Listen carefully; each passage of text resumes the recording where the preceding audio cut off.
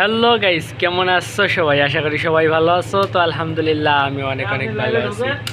তো গাইস দেখতে পাচ্ছেন আমাদের ওস্তাদের মুরগি কাটতেছে। তো আমাদের এখানে বিশাল বড় একটা অনুষ্ঠানের আয়োজন করা হয়েছে, যেই অনুষ্ঠানে থাকছে বিরিয়ানি পার্টি।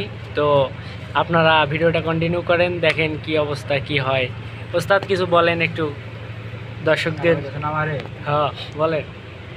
আমি আর কি কইতাম, মনে করেন যে বউগুলো আমার নাই, ঠিক আছে, কেউ মুরগি কাটতে পারে না, মুরগি কাটবার দিছে আমারে, দেখেন মুরগি কি আমাদের কাটি আমার কাছে শিখেন মুরগি কাটা।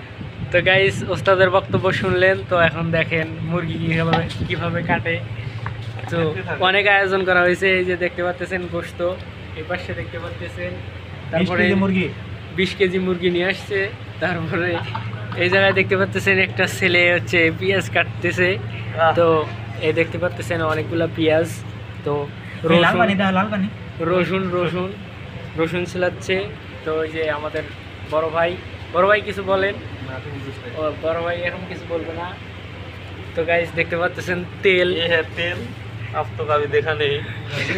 তুমি কিছু বলো। কোনটা নেই ভিউ এড়ে 12 বসে কম বসে পারবো না, অবশ্যই। মুরগি দিলাম তো গোশত কাটা সাহাবারা বললেন, নবী মদিনার সবচেয়ে ভেরি প্রেস্টিজিয়াস এন্ড ডিগনিফাইড ফ্যামিলির মেয়ে, আপনি হাত কাটেন না, কারণ ইসলামের নিয়ম চুরি করলে কি কেটে দাও। বিষ্ণু বললেন, বলো কি, হাত না কাটার জন্য তোমরা আমাকে রেকমেন্ড করছো? এটা আল্লাহর আইন, পৃথিবীর কেউ রেকমেন্ড করলো শোনার ক্ষমতা আমার নাই, কারণ আইনটা দিয়েছে কে? লাউ কানাত ফাতিমাতু বিনতি মুহাম্মাদিন সারাকাত লাকাতা মুহাম্মাদুন ইয়াদাহা। আরে বনু মাকসুমিয়া মেয়ে তো দূরের কথা, আমার কলিজার টুকরা ফাতেমাও যদি আজ চুরিতে ধরা পড়তো, তার হাত কেটে দিতে আমি 1 মিনিটও দেরি করতাম না। দিস ইজ ইসলাম। এখন নিজের ছেলে হইলে 7 খুন মাফ, নেতার ছেলে হইলে 10 খুন মাফ, এলাকার মোড়লের ছেলে হইলে 10 খুন মাফ। নো পার্সিয়ালিটি ইন ইসলাম। ইসলামে পার্সিয়ালিটি নাই। আপনি নেতার ছেলে হন, আপনি বিজনেস ম্যাগনেটের ছেলে হন, আপনি যেই হন না কেন, ইসলামের দৃষ্টিতে সবাই সমান। চিল্লায় বলেন ঠিক কিনা? নিজেরা পুষ্প কোমল, এক ভাই আরেক ভাইয়ের জন্য জীবন দিয়ে দিত। মক্কা থেকে মুহাজির সাহাবারা বাড়ি ছেড়ে, ঘর ছেড়ে, পরিবার ছেড়ে, সম্পদ ছেড়ে মদিনায় আসলেন।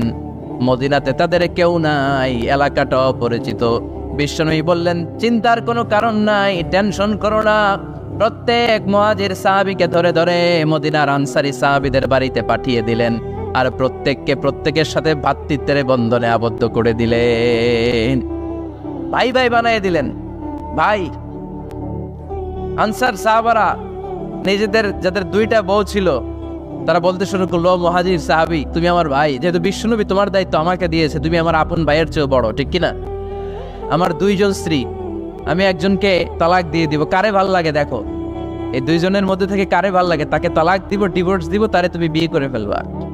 আমার যত সম্পদ আছে সব সম্পদ এই যে সামনে নিয়ে আসলাম, অর্ধেক তোমার অর্ধেক আমার। সুবহানাল্লাহ পড়বেন না? This is called Islamic brotherhood. এভাবে সম্পদ পেয়ে, স্ত্রী পেয়ে মুহাজির সাহাবারাও আনন্দে নিয়ে যায় নাই।